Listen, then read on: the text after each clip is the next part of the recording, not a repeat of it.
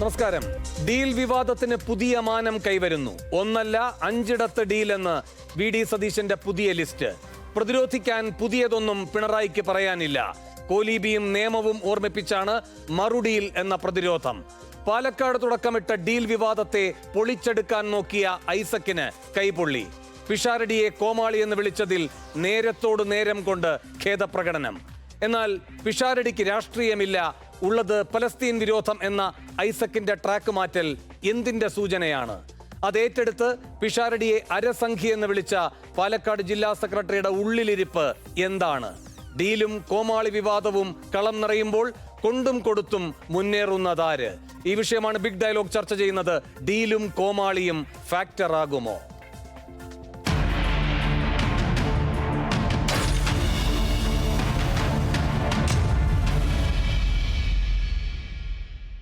ഈ വിഷയത്തിൽ പ്രതികരിക്കാൻ CPM-ൽ നിന്നും KS അരുൺകുമാർ, കോൺഗ്രസ് സഹയാത്രികൻ N ശ്രീകുമാർ, രാഷ്ട്രീയ നിരീക്ഷകൻ ഡോക്ടർ മോഹൻ വർഗീസ് എന്നിവർ തത്സമയം ചേർന്നു. അല്പസമയത്തിനകം BJP-യുടെ പ്രതിനിധി അഡ്വക്കേറ്റ് VP ശ്രീപത്മനാഭനും ഈ ചർച്ചയുടെ ഭാഗമാകും. ആദ്യം ശ്രീ KS അരുൺകുമാർ. ഇന്നിപ്പോൾ ഒരിടത്തല്ല 5 ഡീലിന്റെ ലിസ്റ്റ് വ്യാപിപ്പിച്ചിരിക്കുകയാണ് പ്രതിപക്ഷ നേതാവ്. എന്നാൽ ഈ നിയമവും കോലീബിയും എന്ന പഴങ്കഥ പറഞ്ഞുകൊണ്ട് മാത്രം ഇപ്പോഴത്തെ തെളിവ് സഹിതം മണ്ഡലങ്ങളെ ചൂണ്ടിക്കാട്ടിയുള്ള കോൺഗ്രസിന്റെ വിശിഷ്യ പ്രതിപക്ഷ നേതാവിന്റെ ഡീൽ ആരോപണത്തെ പ്രതിരോധിക്കാൻ നിങ്ങൾക്ക് കഴിയുന്നുണ്ടോ? ഇപ്പം ഞാൻ പ്രധാനപ്പെട്ട മറ്റൊരു ചാനലിൽ നിന്നാണ് വരുന്നത്. ആ ചാനലിൽ പറഞ്ഞ 10 മണ്ഡലമാണ് പ്രഖ്യാപിച്ചത്. അതിൽ 7 മണ്ഡലം പുറത്തു വിട്ടു. ഇനി 3 മണ്ഡലം നാളെ പുറത്തു വരും എന്നതാണ് പ്രതിപക്ഷ നേതാവിന്റെ ഭാഗത്തുനിന്ന് പുറത്തു വരുന്ന പറഞ്ഞത്. ഇപ്പം ഈ ചാനലിൽ എന്തായാലും 5 മണ്ഡലം എന്നാണ് പറയുന്നത്. ഏതായാലും പ്രതിപക്ഷ നേതാവിനോട് ഞങ്ങൾക്ക് പറയാനുള്ളത്, ഏതൊക്കെ മണ്ഡലം, എന്തൊക്കെയാണ് തെളിവുകൾ, എന്തൊക്കെയാണ് ആരോപണത്തിന്റെ പിന്നിലുള്ള വസ്തുതകൾ, ആരൊക്കെ തമ്മിലാണ് ഡീല്? ആ ഡീൽ എന്ന് പറയുമ്പോൾ എന്തെങ്കിലും ഒരു കണ്ടീഷൻസ് ഒക്കെ ഉണ്ടാവുമല്ലോ. ഇതനുസരിച്ച് തെളിവിന്റെ ഒരു കണികയെങ്കിലും പുറത്തു വിടുക. ആരോപണങ്ങൾ ഇങ്ങനെ ഉന്നയിച്ചുകൊണ്ടിരിക്കുക എന്ന് പറഞ്ഞാൽ കഴിഞ്ഞ 10 കൊല്ലമായി 2 പ്രതിപക്ഷ നേതാക്കന്മാർ കേരളത്തിൽ മത്സരിച്ച് ചെയ്തുകൊണ്ടിരിക്കുക. ഇപ്പോഴത്തെ പ്രതിപക്ഷ നേതാവ് ചെയ്യുമ്പോൾ തന്നെ പഴയ പ്രതിപക്ഷ നേതാവ് ചെയ്യുന്നുണ്ട്. കാരണം അവർ തമ്മിലുള്ള മത്സരത്തിന്റെ ഭാഗമായിട്ട് ഇതിനിടയിൽ ഡൽഹിയിൽ ഇരുന്ന് KC വേണുഗോപാലും ചെയ്യും. അതുപോലെ KPCC പ്രസിഡന്റ് ഇപ്പോഴും പഴയത്. അങ്ങനെ 5 പേർ മത്സരിച്ചുകൊണ്ട് ഇത്തരത്തിലുള്ള ആരോപണം ഉന്നയിക്കുന്നത് തൊഴിലാക്കി മാറ്റിയ ഒരു കേരളമാണ് നമ്മൾ കണ്ടുകൊണ്ടിരിക്കുന്നത്. അതുകൊണ്ട് ആരോപണം ആർക്കും ഉന്നയിക്കാം. സുപ്രീം കോടതി പറഞ്ഞതുപോലെ ഇതിനെല്ലാം വസ്തുതയാണ് വേണ്ടത്, ഫാക്ട്സ് ആണ് വേണ്ടത്. ഏതെങ്കിലും തരത്തിലുള്ള ഒരു തെളിവിന്റെ കണികയെങ്കിലും ഇവർ പുറത്തുവിടാൻ തയ്യാറാകണം. ഇപ്പൊ ഞാൻ ഈ ചർച്ചയ്ക്ക് ഇരിക്കുന്നത് കുന്നത്തുനാട് നിയോജക മണ്ഡലത്തിലാണ്. ആ മണ്ഡലത്തിൽ വടവുകോട് പുത്തൻകുരിശ് എന്ന് പറയുന്ന ഒരു പഞ്ചായത്ത് ഉണ്ട്. ആ പഞ്ചായത്ത് ഭരിക്കുന്നത് NDAയുടെ 2 കക്ഷികളും 7 UDF-ന്റെ മെമ്പർമാരും ചേർന്ന് അങ്ങനെ 9 മെമ്പർമാരുടെ ഭരണ കക്ഷിയാണ് ഭരിക്കുന്നത്. അതായത് പരസ്യമായി UDF + NDA സമം വടവുകോട് പുത്തൻകുരിശിലെ ഭരണസമിതി. അവിടെ 8 സീറ്റുള്ള LDF-നെ മാറ്റി നിർത്താൻ വേണ്ടിയിട്ടാണ് പരസ്യ മഹാസഖ്യം. അവിടെ ഡീലല്ല, മഹാസഖ്യമാണ്. ഇത്തരത്തിലുള്ള സഖ്യത്തെ ഈ നിയമസഭാ തെരഞ്ഞെടുപ്പിലേക്ക് വ്യാപിപ്പിച്ച് പല നിയമസഭാ മണ്ഡലം, കുന്നത്തുനാട് മണ്ഡലം ഉൾപ്പെടെ 2020 അടക്കം സ്ഥാനാർത്ഥിയെ നിർത്തിയിരിക്കുന്ന മണ്ഡലങ്ങൾ ഉൾപ്പെടെ അവിടെ കോൺഗ്രസിന് വിജയിക്കാൻ വേണ്ടിയിട്ടുള്ള സാഹചര്യം ഒരുക്കാൻ ശ്രമിച്ചുകൊണ്ടിരിക്കുമ്പോൾ അത്തരം വസ്തുതകളും വാർത്തകളും പുറത്തു വരാതിരിക്കാൻ ഉണ്ടയില്ല വെടി നേരത്തെ വച്ചു എന്ന് കരുതിയാൽ മതി. ഒരു തെളിവും ഇതുവരെ പുറത്തുവിട്ടിട്ടില്ല, ഒരു വസ്തുതയും പുറത്തുവിട്ടിട്ടില്ല. അത് ആദ്യം പുറത്തു വരട്ടെ, എന്നിട്ട് കൃത്യമായിട്ട് അതിൽ ഏതെങ്കിലും തരത്തിലുള്ള പ്രതികരണമാകാം. ശരി, അരുൺ പറഞ്ഞതിന് ശ്രീ N ശ്രീകുമാർ മറുപടി പറയട്ടെ. ലിസ്റ്റുകളുമായി ബന്ധപ്പെട്ടുണ്ടായിരിക്കുന്ന കോൺഗ്രസിലെ തർക്കത്തിൽ അതിന്റെ തെളിവ് എത്രത്തോളം എന്ന താങ്കളുടെ ചോദ്യത്തിന്. പക്ഷെ അരുൺ, അതിനു മുമ്പ് 2 ചോദ്യങ്ങൾ അങ്ങയോട്. ഒന്ന്, ഈ കുന്നത്തുനാട് 2020-ക്ക് എന്തായാലും അല്പമൊക്കെ സ്വാധീനമുള്ളൊരു സ്ഥലമാണ്. അവിടുത്തെ ചില പഞ്ചായത്തുകൾ അവർ ഭരണം പിടിക്കുകയും ഒക്കെ ചെയ്തതാണ്. പുതിയ സാഹചര്യത്തിൽ പുതിയ കൂട്ടായ്മകൾ ഉണ്ടായിട്ടുണ്ട്. ചിലയിടങ്ങളിൽ UDF LDF സഖ്യവും ഉണ്ടായിട്ടുണ്ട്. ഇതൊക്കെ നമ്മുടെ മുന്നിലെ കഴിഞ്ഞ തദ്ദേശ തെരഞ്ഞെടുപ്പ് ഘട്ടത്തിലെ ചിത്രങ്ങൾ തന്നെയാണ്. എൻ്റെ ചോദ്യം അതല്ല. തൃപ്പൂണിത്തുറ BJP പിടിച്ചതാണ്. അവിടെ ഇപ്പോൾ 2020-ക്കാണ് അവിടെ കൊടുത്തിരിക്കുന്നത്. സാബു M ജേക്കബ് വരുമെന്നൊരു പ്രതീതി ഉണ്ടാക്കുന്നു. പിന്നെ ആരോ അവിടെ മത്സരിക്കാൻ ഇറങ്ങുന്നു. അതാരെ രക്ഷിക്കാനാണ്? തൃപ്പൂണിത്തുറ 2020-ക്ക് നല്ല പ്രബലമായ സാന്നിധ്യമുള്ള ഒരു സ്ഥലമാണോ? അതാരെ ജയിപ്പിക്കാനാണ് അരുൺ?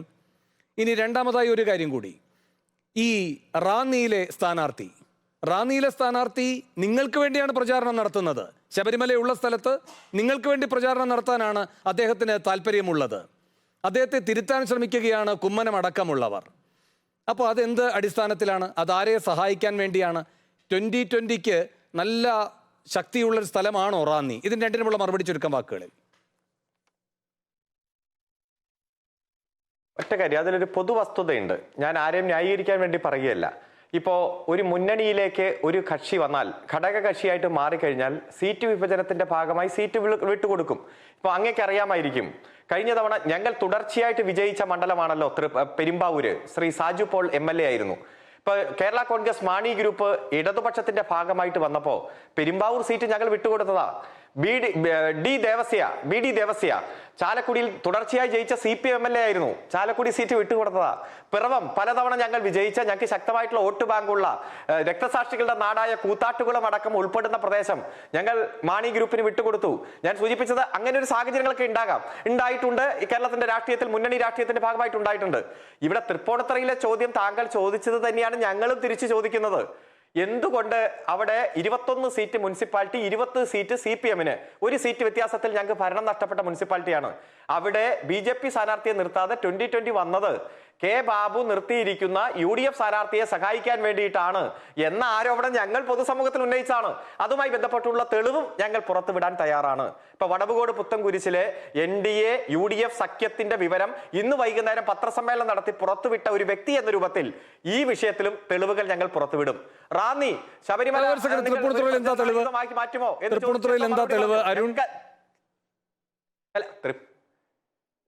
തൃപ്പൂണിത്തുറയിൽ തെളിവ് ഞങ്ങൾ പുറത്തുവിടാൻ തയ്യാറാണ്. വരട്ടെ. കാരണം ഇത് ആദ്യത്തെ ദിവസം തന്നെ നമ്മൾ എല്ലാ തെളിവും പുറത്തുവിട്ടാൽ എങ്ങനെയാ? അവിടെ നടക്കുന്ന അവിശുദ്ധ കൂട്ടുകെട്ട്, കോൺഗ്രസിനെ വിജയിപ്പിക്കാൻ വേണ്ടി BJP നടത്തുന്ന രാഷ്ട്രീയ കളി ഞങ്ങൾ പുറത്തു കൊണ്ടുവരും. ഒരു സംശയം വേണ്ട. ഇവിടെ ഇത്തരത്തിലുള്ള വിവരങ്ങൾ പുറത്തു വരും എന്ന് മനസ്സിലാക്കി തന്നെയാണ് 10 മണ്ഡലം എന്ന്, ആദ്യം പാലക്കാട്, പിന്നെ 10 മണ്ഡലം, പിന്നെ 7 മണ്ഡലമായി. ഏതെങ്കിലും ഒരു തെളിവിന്റെ കണിക ഇവർ പുറത്തുവിട്ടിട്ടുണ്ടോ? എന്തെങ്കിലും ഒന്ന്.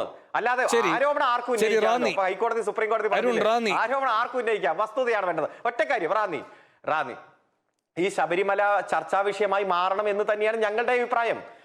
ഹൈക്കോടതി 2 തവണയാണ് ക്ലീൻ ചിറ്റ് ഇൻവെസ്റ്റിഗേഷൻ ഏജൻസിക്ക് കൊടുത്ത് തന്ത്രിക്ക് അനുകൂലമായിട്ടുള്ള വിജിലൻസ് കോടതിയുടെ പരാമർശം സ്റ്റേ ചെയ്ത് കൃത്യമായിട്ട് അന്വേഷണം പോയത്.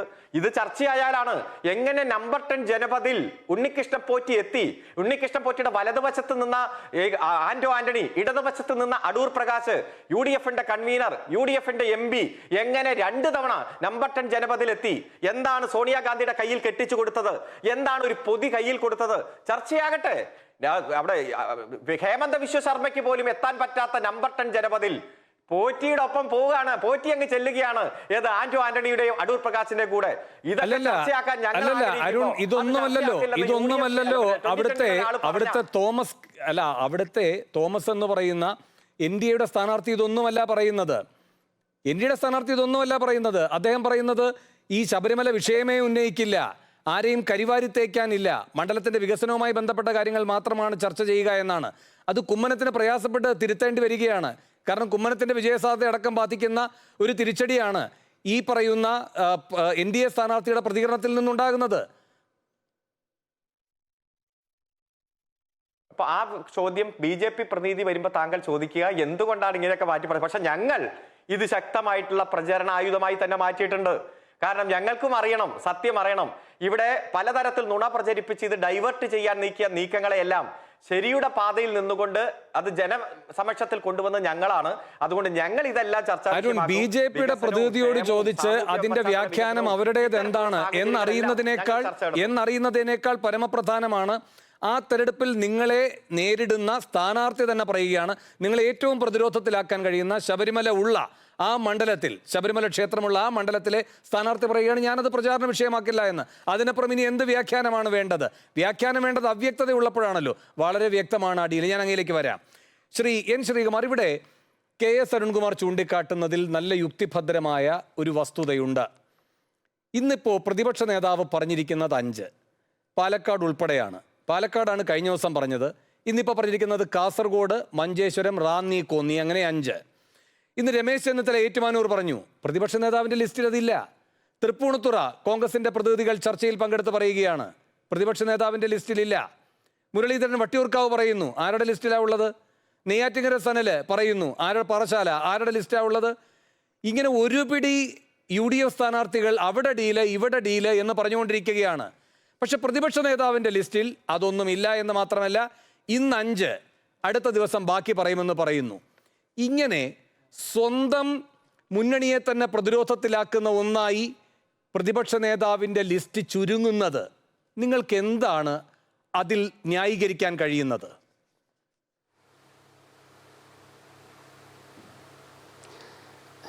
നോക്കൂ ശ്രീ വേണു, ഇപ്പോൾ 2 ദിവസമായി ഇന്നലെയും ഇന്നുമായിട്ടുള്ള കേരളത്തിൻ്റെ പൊതു രാഷ്ട്രീയ സ്ഥിതി നോക്കുമ്പോൾ എന്തുകൊണ്ടാണ് UDF ആത്മവിശ്വാസം കൂടിയത് എന്ന് മാത്രം ചിന്തിക്കുക. VD സതീശൻ ഇന്ന് നാമനിർദ്ദേശ പത്രിക സമർപ്പിച്ച് വളരെ കൃത്യമായ നിലപാടുകൾ പ്രഖ്യാപിച്ചു. വളരെ കൃത്യമായി ചോദ്യങ്ങൾക്ക് ഉത്തരം പറഞ്ഞ് നിലപാട് പ്രഖ്യാപിച്ചു. മുഖ്യമന്ത്രി പത്രിക സമർപ്പണത്തിന് ശേഷം ഒന്നും മിണ്ടാതെ പോയി. പിന്നീട് അദ്ദേഹം ഓരോ ചാനലുകളെ വിളിച്ച് അഭിമുഖം കൊടുത്തു. ഇന്ന് അദ്ദേഹം ഒരു പത്രസമ്മേളനം നടത്തി.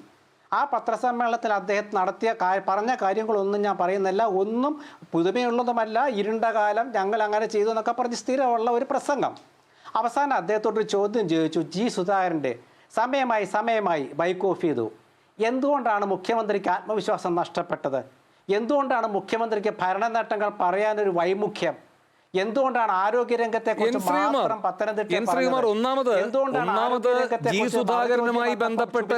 സുധാകരനുമായി ബന്ധപ്പെട്ട് പറയാവുന്നതിന്റെ പരമാവധി പിണറായി പറഞ്ഞു കഴിഞ്ഞു. പിന്നെ ഏറ്റവും ഒടുവിലത്തെ ഒരു ചോദ്യം മാത്രമാണ്, അത് നീണ്ടു പോകുന്നത് കൊണ്ട് അദ്ദേഹത്തിന് മറ്റു പരിപാടികളുണ്ട്. നാളെയും നിങ്ങളെ കാണുന്നുണ്ടല്ലോ, തുടർന്നും വാർത്താ സമ്മേളനം ഉണ്ടല്ലോ എന്ന് പറഞ്ഞാണ് അദ്ദേഹം എഴുന്നേറ്റത്. ഒന്ന്. രണ്ടാമത്തെ കാര്യം, താങ്കൾ എന്തൊരു അടിസ്ഥാന രഹിതമായ ഒരു ആരോപണമാണ് ഉന്നയിക്കുന്നത്. ആദ്യത്തെ ഒരു സിംഹഭാഗവും മുഖ്യമന്ത്രി പറഞ്ഞത് എന്താണ്? സംസ്ഥാനത്തെ വികസന നേട്ടങ്ങളാണ്, അതുപോലെ കേന്ദ്രം എങ്ങനെയാണ് കേരളത്തെ ഞെരുക്കുന്നത് തുടങ്ങിയ കാര്യങ്ങളാണ്.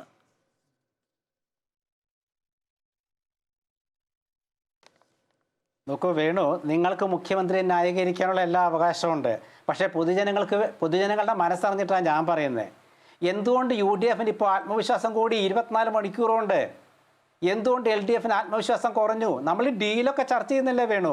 ഡീലെന്ന് പറയുന്നത് നമ്മൾ ചാനലുകളിൽ ചർച്ച ചെയ്യുന്നൊരു വിഷയമായി മാറി. ഒരു രാഷ്ട്രീയ സംവിധാനത്തിൽ തെരഞ്ഞെടുപ്പ് വരുമ്പോൾ 2-3 കാര്യങ്ങൾ ചർച്ച ചെയ്യും. ഒന്ന് ജനകീയ വിഷയങ്ങൾ, ഒന്ന് രാഷ്ട്രീയ വിഷയങ്ങൾ, ഒന്ന് വർത്തമാനകാല അതാത് ദിവസങ്ങളിൽ ഉണ്ടാകുന്ന രാഷ്ട്രീയ സംഭവ വികാസങ്ങൾ. ആ രാഷ്ട്രീയ സംഭവ വികാസങ്ങളിൽ ഇന്നലെ ഉണ്ടായ ഒരു സംഭവമാണ് ഈ CPM-നോട് BJP-യോടുള്ള അവരോടുള്ള സൗഹാർദ്ദം. ഇത് പുതിയതല്ല. ഇത് കുറേ കാലമായിട്ട്, അതായത് കേന്ദ്രത്തിലെ ഒരു BJP ഭരണത്തിന് കേരളത്തിൽ അവർക്ക് നിയന്ത്രിക്കാൻ പറ്റുന്നൊരു ഭരണം ഉണ്ടാകണം. അതാണ് അവരുടെ ആഗ്രഹം. BJP ആഗ്രഹിക്കുന്ന സ്ഥലത്ത് ഒപ്പിട്ട് കൊടുക്കുന്ന ഒരു ഭരണം അവർക്കുണ്ടാവണം. അത് കോൺഗ്രസിനെ കിട്ടില്ല. അപ്പോൾ അവർ CPM-നെ ആഗ്രഹിക്കും, തെറ്റില്ല. മറിച്ച് കേരളത്തിൽ കോൺഗ്രസ് വരാൻ പാടില്ല, BJP പറഞ്ഞെടുത്ത് ഒപ്പിട്ടാലും കുഴപ്പമില്ല, ഞങ്ങൾക്ക് ഭരിച്ചേ പറ്റൂ എന്നൊരു കമ്മ്യൂണിസ്റ്റ് പാർട്ടി ചിന്തിക്കുമ്പോൾ അതിലവരെയും കുറ്റം പറയാൻ പറ്റില്ല. പക്ഷേ ജനങ്ങൾ ചോദിക്കുകയാണ്, 10 വർഷം ഭരിച്ചില്ലേ, ഒരു നേട്ടവും ഉണ്ടായില്ല, തൊഴിലില്ലായ്മ കൂടുന്നു, PSC പരീക്ഷ എഴുതിയ. ശ്രീകുമാർ സാറേ, ഇതൊക്കെ ശരി, ഒരു വാദം എന്നതിലേക്ക് അംഗീകരിക്കുന്നു. ശരി, അരുൺ അതിന് മറുപടി പറയട്ടെ. പക്ഷെ നേരിട്ടുള്ള ചോദ്യം, അങ്ങ് പറയുന്നു മുഖ്യമന്ത്രി പറയാത്ത കാര്യങ്ങളെപ്പറ്റി. ഞാൻ അങ്ങയോട് ചോദിച്ചത്, കോൺഗ്രസ് നേതാക്കന്മാർ ഓരോരോ ദിവസവും പറയുന്നു, എന്നാൽ VD സതീശൻ പാതിയിൽ മാത്രം ചില കാര്യങ്ങൾ പറയുന്നു, മറ്റുള്ളവരെയൊക്കെ പരസ്യമായി തള്ളുന്നതിന് തുല്യമായി. അപ്പൊ പറഞ്ഞ കാര്യങ്ങളിലെ നിലനിൽക്കുന്ന പൊരുത്തക്കേടിനെ പറ്റി അങ്ങയുടെ മറുപടി എന്താണ്? പറയാത്ത കാര്യങ്ങളിലെ പിണറായിയോടുള്ള അങ്ങയുടെ വിമർശനത്തെ മാനിക്കുന്നു, പറഞ്ഞ കാര്യങ്ങളിലെ പൊരുത്തക്കേടോ?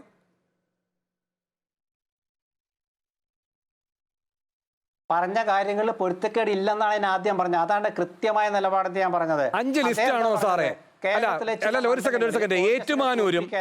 ഏറ്റുമാനൂരും വട്ടിയൂർക്കാവും ഈ പാറശാലയും നെയ്യാറ്റിൻകരയും ഒന്നുമില്ലാത്ത ഏറ്റുമാനൂർ പോലും, മുൻ പ്രതിപക്ഷ നേതാവ് ഇന്ന് പറഞ്ഞ ഏറ്റുമാനൂർ പോലും ഇല്ലാത്ത ലിസ്റ്റ് ആണ് സതീശൻ പറയുന്നത്. ഈ ഏറ്റുമാനൂരടക്കം രമേശ് ചെന്നിത്തല പ്രതികരിച്ചതിന് ശേഷമാണ് VD സതീശന്റെ ആധികാരിക ലിസ്റ്റ്. അതിൽ 5 ഉള്ളൂ, ബാക്കിയെല്ലാം അസാധു.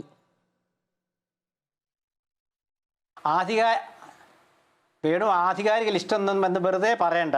VD സതീശൻ പറഞ്ഞ അദ്ദേഹത്തോടെ പത്രലേഖകർ ചോദിച്ചപ്പോൾ അദ്ദേഹം ഒരു 4-5 പേര് പറഞ്ഞു. എന്നിട്ട് പറഞ്ഞു, ഇനി വേണോ കാത്തിരിക്കൂ എന്ന് പറഞ്ഞു. കാത്തിരിക്കൂ. രമേശ് ചെന്നിത്തലയോടെ അവിടെയുള്ളവർ പറഞ്ഞു. ഇപ്പം ഇവിടെ അരുൺകുമാർ പറഞ്ഞല്ലോ, ഒരു പഞ്ചായത്തിനെ കുറിച്ച് അദ്ദേഹത്തോടെ പറഞ്ഞില്ലേ? ഈ പഞ്ചായത്തിനെ കുറിച്ച് അദ്ദേഹത്തോടെ പറഞ്ഞ പോലെ രമേശിനോടെ അവിടെയുള്ളവർ പറയും. ഓരോ നേതാക്കളോടും പ്രാദേശികമായിട്ടുള്ള ഒരുപാട് ആളുകൾ അവരവരെ കാണുന്ന മണ്ഡലങ്ങളിലെ കാഴ്ചപ്പാട് പറഞ്ഞു കൊടുക്കും. അത് തെരഞ്ഞെടുപ്പ് പ്രചാരണ സമിതിയുടെ മുഖ്യ ചുമതലക്കാരനാണ് സാർ അങ്ങീ പറയുന്ന രമേശ് ചെന്നിത്തല. ഇപ്പോ സുധാകരനുമായി ബന്ധപ്പെട്ട് പറയേണ്ടത് പരമാവധി പിണറായി പറഞ്ഞു. എന്നിട്ടും അവസാനത്തെ ചോദ്യത്തിന് മറുപടി പറഞ്ഞില്ല എന്നതാണ് പിണറായിയെ പറ്റിയുള്ള അങ്ങയുടെ വിമർശനം അല്ലേ? പറഞ്ഞു കഴിഞ്ഞു, പക്ഷെ ഇന്ന് ഒരു ചോദ്യത്തിന് മറുപടി പറഞ്ഞില്ല. അത്രയും സൂക്ഷ്മമായി ഓരോ ചോദ്യങ്ങളുടെയും മറുപടിയെ അളന്നു തൂക്കി വിലയിരുത്തുന്ന അങ്ങയോട് ചോദിക്കുകയാണ്, തെരഞ്ഞെടുപ്പ് പ്രചാരണ സമിതിയുടെ മുഖ്യ അധികാരിയായിരിക്കുന്ന, അതിൻ്റെ ചെയർമാനായിരിക്കുന്ന രമേശ് ചെന്നിത്തലയോട് അദ്ദേഹം എവിടെയാണോ നിൽക്കുന്നത് അപ്പോൾ ഒരു പ്രാദേശിക ചോദ്യം ചോദിക്കുമ്പോൾ ആ മണ്ഡലത്തിലെ മാത്രം ഡീൽ പറയുന്നതിലേക്ക് എന്തുകൊണ്ട് കാര്യങ്ങൾ പരിമിതപ്പെടുന്നു? ഇനി സതീശന്റെ ലിസ്റ്റിൽ ഏറ്റുമാനൂർ എന്നാണ് കടന്നു വരിക? അതിനൊന്ന് മറുപടി പറഞ്ഞാൽ മതി. നോക്കൂ വേണു, 140 മണ്ഡലങ്ങളിലെ ചിത്രം ഇന്നാണ് തെളിഞ്ഞിട്ടുള്ളൂ. ഇന്ന് തെളിഞ്ഞിട്ടില്ല, ഇന്നാണ് പത്രികാ സമർപ്പണം കഴിഞ്ഞിട്ടുള്ളൂ. നാളെ പിൻവലിക്കാനുള്ള ഡേറ്റ് ഉണ്ട്. ആ പിൻവലിക്കാനുള്ള ഡേറ്റ് കഴിഞ്ഞാലേ നമ്മുടെ മത്സരരംഗം കൃത്യമായിട്ട് വരുള്ളൂ. അതിനുശേഷം പ്രതിപക്ഷ നേതാവ് എല്ലാ ദിവസവും പത്രലേഖകരോട് പറയുന്നത് പോലെ നേതാവിനെ ചോദ്യം ചെയ്യാം. ഏറ്റുമാനൂർ ഉണ്ടാകുമോ കോട്ടയം ഉണ്ടാകുമോ എന്ന് ചോദിച്ചാൽ, അല്ല പറയട്ടെ, ഏറ്റുമാനൂരോ കോട്ടയമോ കൊല്ലോ എന്നുള്ളതല്ല പ്രശ്നം. പ്രതിപക്ഷ നേതാവ് കൃത്യമായിട്ട് നിങ്ങളുടെ മുമ്പിൽ പട്ടിക തരുമെന്നേ. നാളെ പത്രിക സൂക്ഷ്മ പരിശോധന കഴിയട്ടെ, പിൻവലിച്ചാലോ? ശരി, ഒറ്റ സെക്കൻഡ്, മറ്റേതിലേക്ക് പോകണം. അരുൺ വേഗം അതിന് മറുപടി നീട്ടണ്ട. അരുൺ യഥാർത്ഥ രേഖ കൈപൊക്കി സതീശൻ കാണിക്കും. അതുവരെ മറ്റുള്ളവരിങ്ങനെ ഓരോ മണ്ഡലങ്ങൾ പറഞ്ഞുകൊണ്ടിരിക്കും. യഥാർത്ഥ രേഖ കൈപൊക്കി കാണിക്കാനിരിക്കുന്നേ ഉള്ളൂ. അല്ല മിസ്റ്റർ വേണു, 5 പേരാണ് ചിത്രത്തിലുള്ളത്. 1 ശ്രീ വി.ഡി. സതീശൻ, 2 ശ്രീ രമേശ് ചെന്നിത്തല, 3 ഡൽഹിയിൽ നിന്ന് കെ.സി. വേണുഗോപാൽ, ഡൽഹിയിൽ ഇവിടെ വന്ന് തുടരെ. അതുപോലെ തന്നെ ഇപ്പോഴത്തെ KPCC പ്രസിഡന്റും മുൻ KPCC പ്രസിഡന്റും. 5 പേരുടെ മത്സരത്തിനിടയിൽ ചിലപ്പോൾ പറയും 10 മണ്ഡലം, ചിലപ്പോൾ 7 ആവും, 5 ആകും, അപ്പൊ 1ലേക്ക് ചുരുങ്ങും, വീണ്ടും 7ലേക്ക് പോകും. ആദ്യം ഇവര് തമ്മിലൊരു ധാരണയാവ് എത്ര മണ്ഡലത്തിൽ. കാരണം പ്രചരണ കമ്മിറ്റിയുടെ ചെയർമാനൊക്കെ ആണല്ലോ. ഒരു യോഗമൊക്കെ കൂടി ഒരു മേശയ്ക്ക് ചുറ്റി ഇരിക്കാൻ പറ്റാത്ത അവസ്ഥയാണെന്ന് ജനങ്ങൾക്കറിയാം. എന്നാലും ഇതിനു വേണ്ടിയെങ്കിലും UDF നേതാക്കന്മാരൊന്ന് ചുറ്റും ഇരുന്ന് ഒരു ധാരണയായിട്ട് ഉന്നയിക്കുന്ന ആരോപണമെങ്കിലും ഒരു ധാരണയോടെ ഉന്നയിക്കൂ എന്നേ പറയാനുള്ളൂ. ശരി, ശ്രീ അഡ്വക്കേറ്റ് VP ശ്രീപത്മനാഭൻ, ഈ ഡീല് 1 നിന്ന് തുടങ്ങി. സാർ അങ്ങേക്ക് കേൾക്കാൻ കഴിയുന്നില്ല എന്ന് തോന്നുന്നല്ലേ? അങ്ങേലേക്ക് വരാം, ആ സാങ്കേതിക പ്രശ്നം പരിഹരിക്കാം. ഡോക്ടർ മോഹൻ വർഗീസ്, ഈ കളം പിടിക്കുന്ന, യഥാർത്ഥത്തിൽ വേണമെങ്കിൽ ഒരു ട്രെൻഡ് സെറ്റർ ആകാവുന്ന, ആ രൂപത്തിൽ മേൽക്കൈ കിട്ടിത്തുടങ്ങിയ ഒന്നാണ് സതീശൻ പുറത്തുവിട്ട ഡീൽ വിവാദം. പാലക്കാടെന്ന മണ്ഡലത്തെ കേന്ദ്രീകരിച്ചുകൊണ്ട് കുറേയൊക്കെ അത് സാധുതയുള്ളതാണ് എന്ന് തോന്നിക്കുന്ന രൂപത്തിലായിരുന്നു ഈ NMR റസാക്കിൻ്റെ വരവ്, അദ്ദേഹത്തിൻ്റെ പിൻചരിത്രം, ഇതെല്ലാം പിന്നീട് വിലയിരുത്തപ്പെട്ടതും. പക്ഷെ കലം കൊണ്ടുടയ്ക്കുന്നത് പോലെയായി തീർന്നോ ഇന്നത് 5ലേക്ക് ചുരുങ്ങുന്നത്? വരും ദിവസങ്ങളിൽ പറയാമെന്ന് പറയുന്നത് മറ്റ് കോൺഗ്രസ് നേതാക്കൾ, അദ്ദേഹത്തെ പോലെ തന്നെ അത്രയും ഇത്തരം കാര്യങ്ങളിൽ ധാരണയുള്ള പ്രധാനപ്പെട്ട മുതിർന്ന നേതാക്കൾ പറയുന്ന മണ്ഡലങ്ങൾ ഈ ഡീൽ ലിസ്റ്റിൽ വരാത്തത്? ശ്രീ വേണു, ഡീൽ എന്ന് പറയുന്നത് പുതിയ ഒരു കോൺസെപ്റ്റ് ഒന്നുമല്ല. എക്കാലത്തും BJP ബാന്ധവം പരസ്പരം ആരോപിച്ചിരുന്നു. UDFും LDFും കോലീബി എന്ന സഖ്യം, അത് വലിയ ഒരു നൂറ്റാണ്ട് മുൻപ് വലിയ തോതിൽ അത് വെറും ഒരു പറച്ചിൽ മാത്രമായിരുന്നില്ല, അതൊരു യാഥാർത്ഥ്യമായിരുന്നു.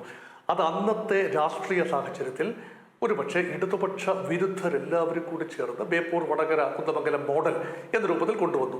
പക്ഷെ പിന്നീട് അതിന് പ്രസക്തി ഇല്ലാതെയായി. പിന്നീട് കാലാകാലങ്ങളിൽ UDFും LDFും പരസ്പരം BJP ബന്ധം ആരോപിച്ചു കഴിഞ്ഞാൽ അത് ന്യൂനപക്ഷങ്ങളുടെ വോട്ടുകൾ തങ്ങൾക്ക് ലഭിക്കും എന്ന ഒരു ചിന്തയിൽ നിന്നുകൊണ്ടാണ് ഈ ഡീൽ വിവാദം ഉണ്ടാകുന്നത്. ഇപ്പൊ ഇനി നോക്കൂ, ഈ ഡീലിലേക്ക് വരിക, ഇതിന്റെ ബെനിഫിഷ്യറി ആരാണ്?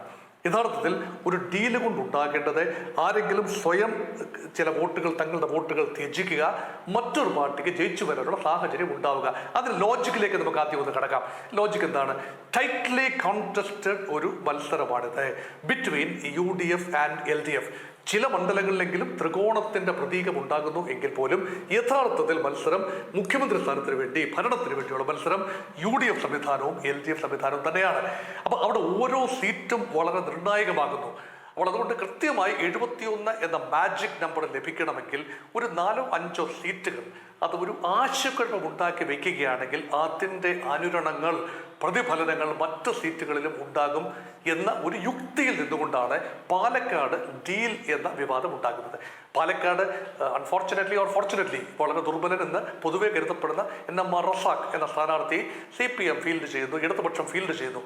അങ്ങനെ വരുമ്പോൾ സ്വാഭാവികമായി അതിൻ്റെ ബെനിഫിഷ്യറി ആരാണ്? അരിവാൾ ചുറ്റിക നക്ഷത്രം അല്ലെങ്കിൽ ഇടതുപക്ഷ ചിഹ്നത്തിലേക്ക് വോട്ട് ചെയ്യാൻ ഇരുന്നവർ കൃത്യമായി താമരയ്ക്ക് തന്നെ കുത്തും എന്ന് പറയുന്നതിൻ്റെ യുക്തി എന്താണ്?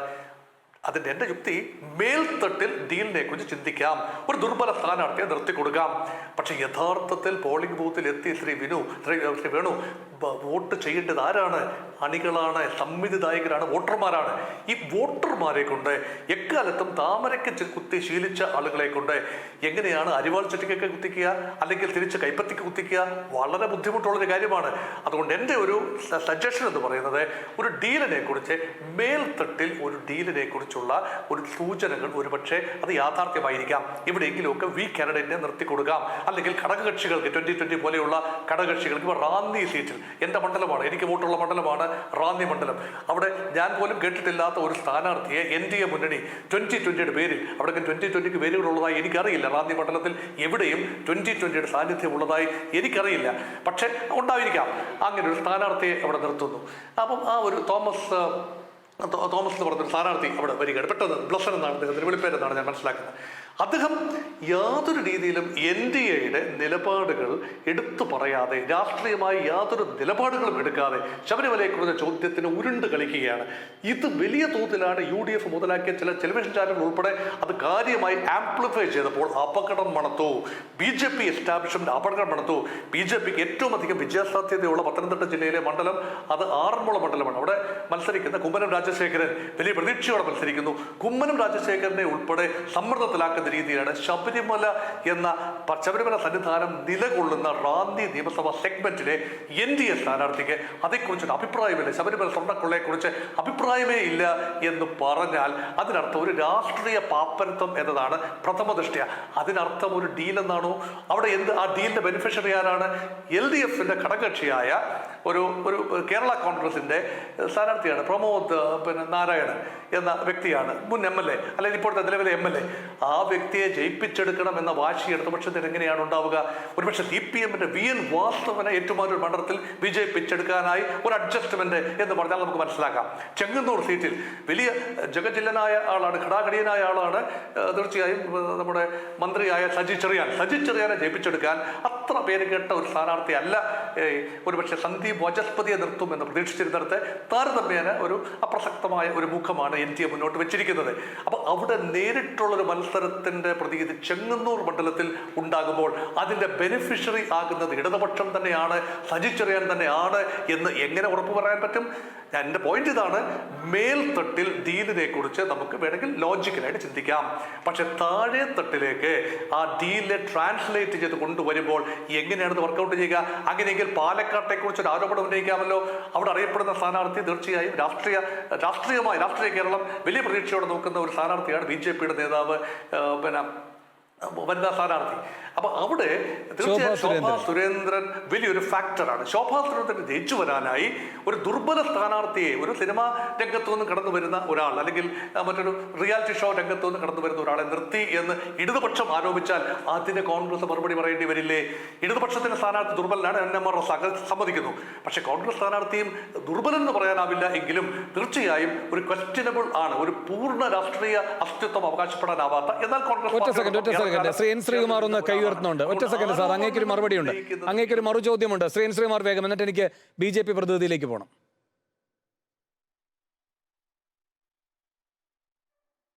നോക്കൂ വേണു, നമ്മൾ ഈ മനുഷ്യന്റെ ശരീരം നോക്കിയിട്ടല്ല സ്ഥാനാർത്ഥിയെ വിലയിരുത്തുന്നത്, ചിഹ്നമാണ്. അതാണ് ദൗർബല്യം എന്ന് പറഞ്ഞാൽ, രാഷ്ട്രീയ ദൗർബല്യ ചിഹ്നമാണ്. എന്തുകൊണ്ട് പാലക്കാട് ഉപതെരഞ്ഞെടുപ്പിൽ അരിവാൾ ചുറ്റിയ നക്ഷത്രത്തിൽ മത്സരിച്ച ഒരാളെ മാറ്റി ഒരു സ്വതന്ത്രനായിട്ട് നിർത്തുന്നു എന്നുള്ളതാണ്. രമേശ് പിഷാരടി മത്സരിക്കുന്ന കൈപ്പത്തി ചിഹ്നത്തിലാണ്. കൈപ്പത്തിയാണ് ശക്തി. അത് ആദ്യം മനസ്സിലാക്കുക. CPMന്റെ ചിഹ്നം ഏറ്റവും ഒടുവിൽ അവിടെ വന്നത് എപ്പോഴാണ്? ശ്രീകുമാർ, അല്ല ഒരു സെക്കൻഡ് അങ്ങ് പറഞ്ഞു വരൂ.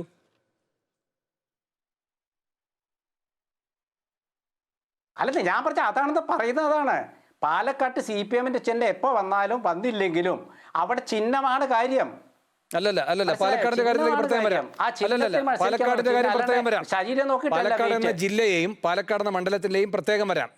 ശ്രീ മോഹൻ വർഗീസ് വരാം. അങ്ങയുടെ ഊഴമല്ല, ദയവായി സഹകരിക്കാം. ശ്രീ മോഹൻ വർഗീസ്, ഇവിടെ അങ്ങ് നേരിട്ടുള്ള ഒരു ചോദ്യത്തിന് മറുപടി ഇപ്പോഴും തന്നിട്ടില്ല. അതായത് ഇവിടെ ഈ പറയുന്ന സതീശന്റെ ലിസ്റ്റിൽ ഏറ്റുമാനൂരും വട്ടിയൂർക്കാവും ഒക്കെ ഇനി ഇടം പിടിക്കുമോ? ഇങ്ങനെ പല രൂപത്തിലുള്ള ഈ ഡീൽ വെടി പൊട്ടിക്കുന്നത് ഇതിന്റെ വിശ്വാസ്യതയെ തന്നെ ബാധിച്ചിട്ടില്ലേ? നേരിട്ടുള്ള മറുപടി വേഗം.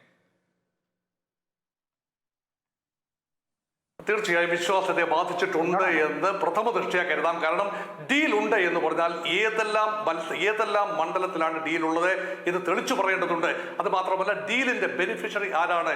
ഇടതുപക്ഷമാണോ BJP ആണോ? ഇന്ന മണ്ഡലങ്ങളിലെ ഡീലിന്റെ ബെനിഫിഷ്യറി? ശരി, അത് താങ്കൾ വിശദീകരിച്ചു. എന്തായാലും അറിയേണ്ട വാചകം ഇതായിരുന്നു. പല നേതാക്കന്മാർ പല രൂപത്തിൽ പ്രതികരിക്കുന്നതോടെ VD സതീശന്റെ ലിസ്റ്റിന്റെ സാധുത ചോദ്യം ചെയ്യപ്പെടുന്നു. അത് അങ്ങ് പറഞ്ഞു, ഞാൻ അങ്ങയിലേക്ക് വരാം. അഡ്വക്കേറ്റ് VP ശ്രീപത്മനാഭൻ, ഈ ഡീൽ വിവാദം പറയുകയാണ് പ്രതിപക്ഷ നേതാവ്, പാലക്കാട് ഉൾപ്പെടെ 5 മണ്ഡലങ്ങളിൽ. അതിലുള്ള BJPയുടെ മറുപടി എന്താണ്?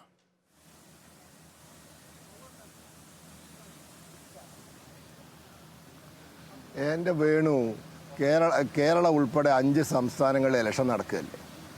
ഇതിൽ തമിഴ്നാട്ടിൽ സഖ്യമല്ലേ കോൺഗ്രസും CPM-ഉം. പോണ്ടിച്ചേരിയിൽ സഖ്യ ചർച്ച നടന്നുകൊണ്ടിരിക്കുകയാണ്. CPI-ക്കാർക്ക് ഒത്തുതീർപ്പായി സീറ്റ് കിട്ടിയിട്ടുണ്ട്. CPM ഞങ്ങൾ സഖ്യത്തിൽ കിട്ടിയിട്ടില്ലെങ്കിൽ 5 സീറ്റിൽ മത്സരിക്കുന്നൊക്കെ പറഞ്ഞ് ഭീഷണിപ്പെടുത്തി നിൽക്കുകയാണ്. 1-2 സീറ്റ് കിട്ടിയാൽ അവരും അതിൽ ചേരും. പശ്ചിമ ബംഗാളിലും ചർച്ച നടന്നുകൊണ്ടിരിക്കുകയാണ്. അപ്പോൾ കോൺഗ്രസ് കൂടുതൽ സീറ്റ് ചോദിച്ചത് കൊണ്ട് CPM 192 സീറ്റിൽ പ്രഖ്യാപിച്ചു അവരെ ഭീഷണിപ്പെടുത്താൻ. എന്നാലും സഖ്യ ചർച്ച നടക്കുന്നു. ആകെ 5 സംസ്ഥാനത്താണ് തെരഞ്ഞെടുപ്പ് നടക്കുന്നത്. അതിൽ ആസാമിൽ കമ്മ്യൂണിസ്റ്റുകാരില്ല, ആ സാധനം അവിടെ ഇല്ല. ബാക്കി 4 സ്ഥലത്തുള്ളതിൽ 3 സ്ഥലത്തും കോൺഗ്രസ് കമ്മ്യൂണിസ്റ്റ് സഖ്യമാണ്. പിന്നെ എന്ത് ഡീലിൻ്റെ കാര്യം അവർ ഈ പറയുന്നത്? ഇനി അഥവാ VD സതീശന് അങ്ങനെ പൂർണ്ണ ബോധ്യം ഉണ്ടെങ്കിൽ ഈ തമിഴ്നാട്ടിലെ സഖ്യത്തിൽ നിന്ന് CPM-നെ CPI-നെ പുറത്താക്കാൻ പറ DMK-യോട്. നാണമില്ലാതെ കേരളത്തിൽ വന്ന് ഇങ്ങനെ ഓരോന്ന് വിളിച്ച് പറയുക. ഞാൻ വേണു, നമ്മൾ തമ്മിൽ ഈ തെരഞ്ഞെടുപ്പിൻ്റെ ആദ്യത്തെ ചർച്ച ഇലക്ഷൻ തോണം എന്തോ നടത്തിയല്ലോ നിങ്ങൾ. അന്ന് ഞാൻ പറഞ്ഞല്ലോ കേരളം കോഴിക്കോട് കോർപ്പറേഷൻ ആവാൻ പോവുകയാണ്. കേരള നിയമസഭ കോഴിക്കോട് കോർപ്പറേഷൻ ആവാൻ പോവുകയാണ്. ആർക്കും ഭൂരിപക്ഷം ഉണ്ടാവില്ല. അന്ന് ഞാൻ പറഞ്ഞല്ലോ. അന്ന് എൻ്റെ സംസ്ഥാന പ്രസിഡന്റും അത് പറഞ്ഞു. ഇത് സതീശന് മനസ്സിലായിട്ടുണ്ട്.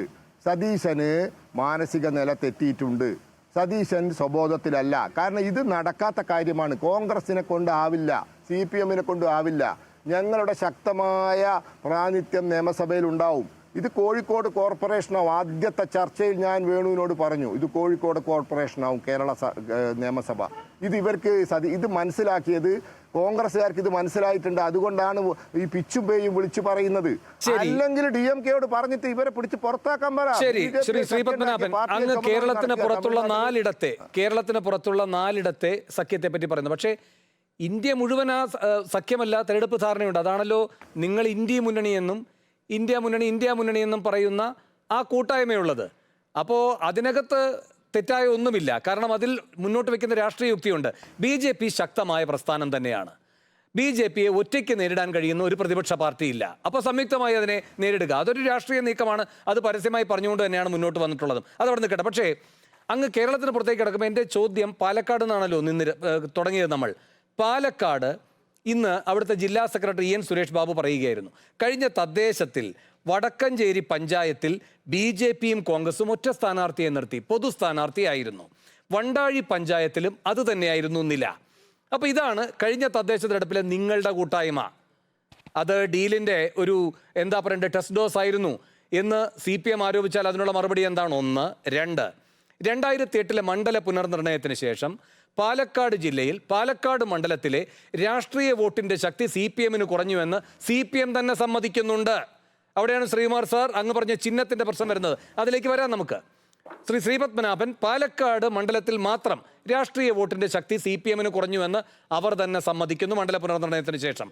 2011 ദിവാകരന് ശേഷം പിന്നെ തുടർച്ചയായി അവിടെ വിജയിക്കുന്നത് ആരാണ്? ഷാഫിയാണ്, 3 വട്ടവും.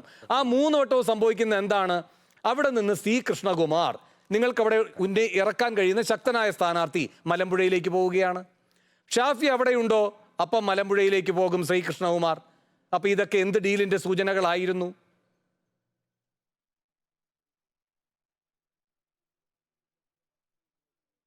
വണ്ടാഴി പഞ്ചായത്തിൽ തെരഞ്ഞെടുപ്പ് പ്രചരണത്തിന് പോയവനാ ഞാൻ. സജീവിൻ്റെ വാർഡിൽ, ഞങ്ങളുടെ വാർഡ് മെമ്പർ സജീവിൻ്റെ വാർഡിൽ തെരഞ്ഞെടുപ്പ് പ്രചരണത്തിന് പോയവനാ ഞാൻ. സുരേഷ് ബാബു പറഞ്ഞത് പച്ചക്കള്ളമാണ്, പച്ചക്കള്ളമാണ്. കോൺഗ്രസിനെയും CPM-നെയും നേരിട്ട് പരാജയപ്പെടുത്തിയിട്ടാണ് ഞങ്ങൾ അവിടെ ജയിച്ചത്. ഇതൊക്കെ ഓരോ നുണ അടിച്ച് വിടുകയാണ്. വടക്കഞ്ചേരിയിൽ ഒരു സഖ്യവുമില്ല. അതിൻ്റെ തൊട്ടടുത്ത് കിടക്കുന്ന സ്ഥലമാണ്. ഞാൻ പാലക്കാട്ടുകാരനാണ്. ഞാൻ താമസം കോഴിക്കോടാണെങ്കിലും ഞാൻ പാലക്കാട്ടുകാരനാണ്. ശുദ്ധ കളവ് പറയാണ്. ഞാനിപ്പോൾ മഞ്ചേശ്വരത്താണ് ഉള്ളത്. എല്ലാ വണ്ടാഴിയുടെ കാര്യത്തിൽ പറയുകയാണ് കൃത്യമായി. അങ്ങയുടെ മറുപടിയിൽ കൃത്യമാണ് രണ്ടു കൂട്ടരെയും തോൽപ്പിച്ച് നിങ്ങൾ ജയിച്ചു. ഒരു സെക്കൻഡ്, വടക്കഞ്ചേരിയുടെ പ്രതികരണത്തിൽ അവ്യക്തത, വടക്കഞ്ചേരിയിലെ അങ്ങയുടെ പ്രതികരണത്തിൽ അവ്യക്തതയുണ്ട്. ശുദ്ധ കളവാണ്, ശുദ്ധ കളവ്, ശുദ്ധ കളവാണ്, ശുദ്ധ കളവാണ്. ഞാൻ മഞ്ചേശ്വരത്താണ്. ഇവിടെ എല്ലാ കൊല്ലവും CPM-കാർ ലീഗിന് വോട്ട് ചെയ്യുന്ന, ഒരു നാണവുമില്ലാതെ കോണിക്ക് വോട്ട് ചെയ്യുന്ന സ്ഥലത്താണ് ഞാൻ ഇരിക്കുന്നത്. ഞാൻ മഞ്ചേശ്വരത്തെ മംഗൾപാടി പഞ്ചായത്തിലെ സോങ്കലിലാണ് ഇരിക്കുന്നത്. ഞാൻ കഴിഞ്ഞ 3 തെരഞ്ഞെടുപ്പിൽ ഇവിടെ പ്രവർത്തിച്ചതാ. 16-ലും 21-ലും ഇതാ ഇപ്പോഴും. ഇവിടെ സ്ഥിരമായി കമ്മ്യൂണിസ്റ്റുകാർ ലീഗിനെ വോട്ട് ചെയ്യുന്നത്, കോൺഗ്രസിന് പോലും അല്ല. വണ്ടാഴിയുടെയും വടക്കഞ്ചേരിയുടെയും കാര്യത്തിൽ അരുൺകുമാറിന് വിവരങ്ങൾ ഉണ്ടെങ്കിൽ അതിൽ മറുപടി പറയട്ടെ. ഒറ്റ കാര്യം കൂടി പത്മനാഭ വക്കീലെ, ശ്രീ പത്മനാഭ വക്കീലെ, ഒറ്റ കാര്യം കൂടി. അല്ലല്ല, കൃഷ്ണകുമാർ ഷാഫി വരുമ്പോ എന്തേ മലമ്പുഴയ്ക്ക് ചാടുന്നു? കൃഷ്ണകുമാർ എന്തേ ഷാഫി വരുമ്പോ മലമ്പുഴയ്ക്ക് ചാടുന്നു? ഷാഫി ഇല്ലെങ്കിൽ തിരിച്ച് പാലക്കാടേക്ക് ചാടുന്നു? അതിന്റെ കാരണം ഞാൻ ചോദിക്കട്ടെ, ഞങ്ങളെ പാർട്ടി എവിടെ നിൽക്കണമെന്ന് ഞങ്ങളല്ലേ തീരുമാനിക്കേണ്ടത്? ഈ രാഹുൽ മാങ്കൂട്ടത്തോട് കൃഷ്ണകുമാർ തോറ്റതല്ലേ? വലിയ ഭൂരിപക്ഷത്തിന് തോറ്റതല്ലേ?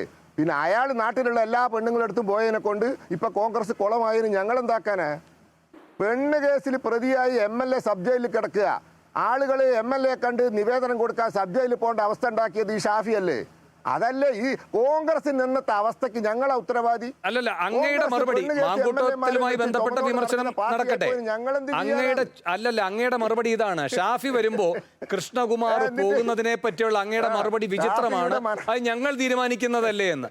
ഞങ്ങൾ തീരുമാനിക്കുന്നതല്ലേ ഞങ്ങളുടെ സ്ഥാനാർത്ഥി എവിടേക്ക് പോകണമെന്ന്. ഞാൻ ശരി വക്കീൽ, അല്ല അത്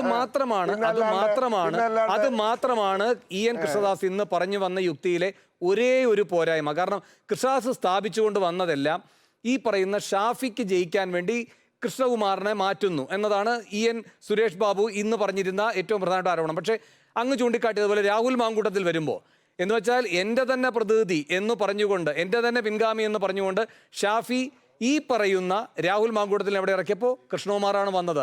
കൃഷ്ണകുമാർ അമ്പയെ തോൽക്കുകയും ചെയ്തു. അതേപ്പറ്റി ഒരു വിചിത്രമായ ന്യായമാണ് സുരേഷ് ബാബുവിന് പറയാനുള്ളത്. സുരേഷ് ബാബു പറയുന്നത് RSSനെ സ്വാധീനിച്ചു, ശക്തമായി വോട്ട് പിടിച്ചെടുത്തു, അങ്ങനെയാണ് ഈ പറയുന്ന കൃഷ്ണകുമാറിനെയും തറപറ്റിച്ചത് എന്ന്. അത് വിചിത്രമായ ന്യായമാണ്. അരുണിന് അതിന്റെ വിവരങ്ങൾ ഉണ്ടെങ്കിൽ മറുപടി പറയട്ടെ.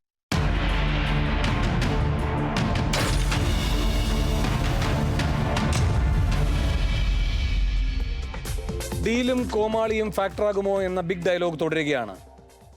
ശ്രീ KS അരുൺകുമാർ, ഈ സുരേഷ് ബാബു പറഞ്ഞ മൈക്രോ ലെവലിലുള്ള കാര്യങ്ങളുടെ പഞ്ചായത്തുകളുടെ കണക്ക് അങ്ങേക്ക് അറിയുമോ ഇല്ലെന്ന് എനിക്കറിയില്ല. പറ്റുമെങ്കിൽ കയ്യിലില്ലെങ്കിൽ അത് സമാഹരിക്കുക. പക്ഷേ അതിൽ VP ശ്രീപത്മനാഭൻ അത് അസംബന്ധം, നുണ എന്നൊക്കെ പ്രതികരിക്കുന്നുണ്ടായിരുന്നു. അതിനുള്ള മറുപടി ഒന്ന്. ഒപ്പം ഈ കൃഷ്ണകുമാറുമായി ബന്ധപ്പെട്ട് അദ്ദേഹം പറഞ്ഞത് കേട്ടില്ലേ, അവരുടെ സ്ഥാനാർത്ഥിയെ അവരാണ് തീരുമാനിക്കുക, അതിന് ഷാഫിയുമായി ബന്ധമില്ല എന്ന്. അതിനുള്ള മറുപടി. പിന്നെ ഈ ഡീൽ ലിസ്റ്റുമായി ബന്ധപ്പെട്ട് ശ്രീ N ശ്രീകുമാർ മുന്നോട്ട് വെച്ച വാദം, അടുത്ത ദിവസങ്ങളിൽ ഇതൊക്കെ ഉണ്ടാകുമെന്ന് കാത്തിരിക്കൂ എന്ന്, അതിനുമുള്ള മറുപടി. ഒന്നാമത്തെ കാര്യം, പാലക്കാട് CPM-ന്റെ ജില്ലാ സെക്രട്ടറി പത്രസമ്മേളനം നടത്തി പ്രഖ്യാപിച്ച ഒന്ന് വണ്ടാഴി വടക്കഞ്ചേരി ഗ്രാമപഞ്ചായത്തിലെ തെരഞ്ഞെടുപ്പ് റിസൾട്ടുമായി ബന്ധപ്പെട്ട കാര്യമാണ്.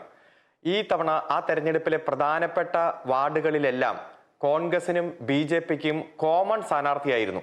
പൊതുസമ്മതർ എന്ന് പറയുന്ന രൂപത്തിൽ, അതായത് ജനങ്ങൾക്കിടയിൽ അവതരിപ്പിക്കുമ്പോൾ പൊതുസമ്മതർ എന്ന് അവതരിപ്പിക്കും.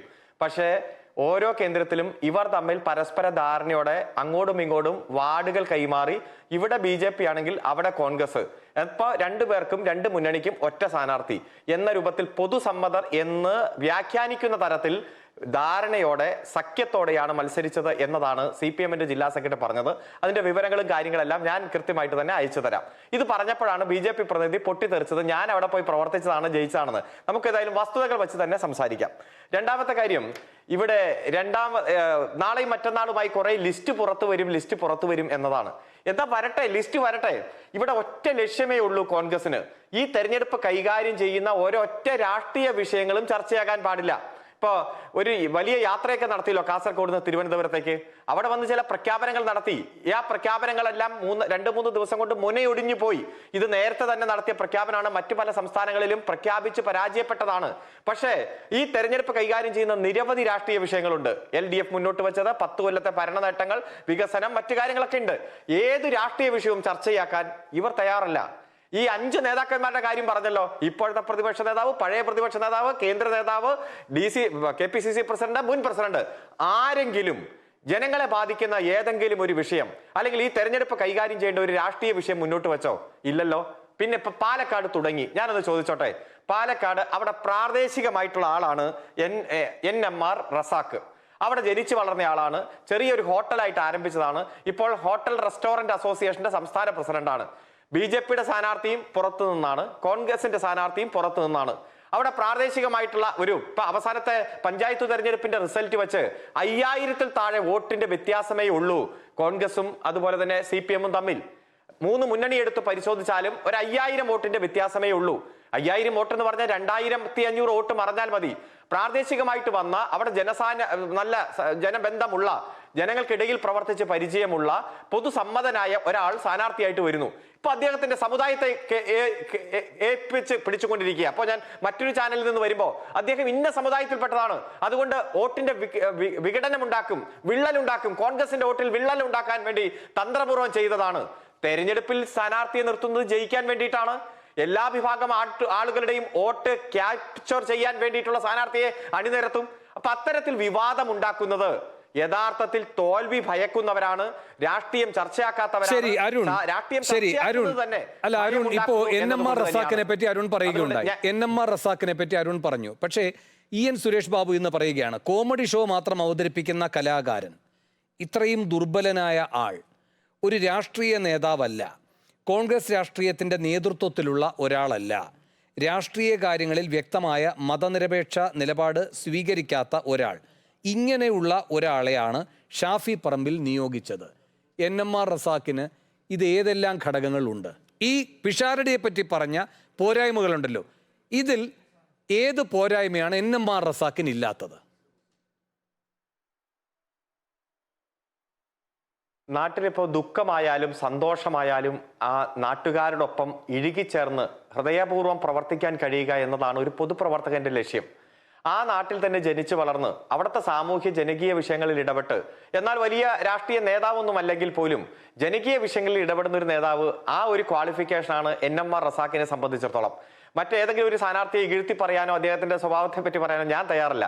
പക്ഷേ ഗസയിലടക്കം 10,000-കണക്കിന് കൊച്ചുകുട്ടികൾ മരിച്ചു വീഴുമ്പോൾ ലോകം മുഴുവൻ അതിനെതിരെ പ്രതിഷേധത്തിന്റെ ശബ്ദമായിട്ട് പുറത്തിറങ്ങുമ്പോൾ ഗസയിൽ നടക്കുന്ന സംഭവത്തിന് ഇവിടെ പ്രതിഷേധിച്ചിട്ട് എന്താ കാര്യം എന്ന് ചോദിക്കുന്നത് ഒരു വലിയ ചോദ്യം തന്നെയാണ്.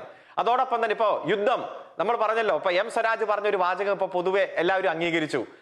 മിസൈൽ സ്വന്തം വീടിന്റെ മുറ്റത്ത് വന്ന് വീഴുന്നത് വരെ യുദ്ധം എല്ലാവർക്കും ഒരു പടക്കം പൊട്ടിക്കൽ പോലെയാണ്, ആഹ്ലാദകരമാണ് എന്ന് പറഞ്ഞു. ഇപ്പോ യുദ്ധത്തെ വലിയ തരത്തിൽ അവിടെ യുദ്ധം നടക്കുന്നതിന് ഇവിടെ പ്രതിഷേധിച്ചാൽ പ്രതിഷേധിക്കുന്ന എന്തിനെന്ന് ചോദിച്ചു.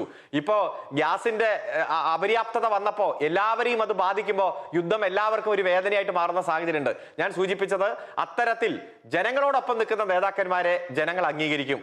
ഞങ്ങൾ പാലക്കാട് നല്ല ശുഭാപ്തി വിശ്വാസത്തിലാണ്. ഞങ്ങൾ മുന്നേറ്റം ഉണ്ടാക്കും. അരുൺ ഒരു രാഷ്ട്രീയ നേതാവല്ല, ഒരു രാഷ്ട്രീയ നേതാവല്ല NMR റസാഖ്, ഒരു രാഷ്ട്രീയ നേതാവല്ല NMR റസാഖ്. സുരേഷ് ബാബു പറയുന്ന പിഷാരടിയുടെ ന്യൂനത അതാണ്, ഒരു രാഷ്ട്രീയ നേതാവല്ല. NMR റസാഖും രാഷ്ട്രീയ നേതാവല്ല. കോൺഗ്രസ് രാഷ്ട്രീയത്തിന്റെ നേതൃത്വത്തിലുള്ള ഒരാളല്ല പിഷാരടി. CPM രാഷ്ട്രീയത്തിന്റെ നേതൃത്വത്തിലുള്ള ഒരാളല്ല NMR റസാഖ്. അപ്പോൾ ഇതെല്ലാം ബാധകമാണ്. കോമഡി ഷോ മാത്രം അവതരിപ്പിക്കുന്ന കലാകാരൻ, ഇത്രയും ദുർബലനായ ആൾ, ബിരിയാണി ഉൾപ്പെടെയുള്ള ഹോട്ടൽ വ്യവസായം നടത്തുന്ന ഒരാൾ, ഇത്രയും ദുർബലനായ ഒരാൾ. ഇതാണ് തിരിച്ച് UDF പറയുന്നത്. പിന്നെ അങ്ങ് പറയുകയുണ്ടായി ആ സ്ഥലത്ത് ഇഴുകിച്ചേർന്ന് അവിടുത്തെ പ്രശ്നങ്ങൾ കൈകാര്യം ചെയ്യുന്ന ഒരാൾ എന്ന്. മലമ്പുഴയിൽ ഇതുവരെ ആരാ മത്സരിച്ച് ജയിച്ചു വന്നുകൊണ്ടിരുന്നത്? ആ സ്ഥലത്ത് തന്നെ ജനിച്ച് അവിടെ ഇഴുകിച്ചേർന്നിരുന്ന ആളാണോ?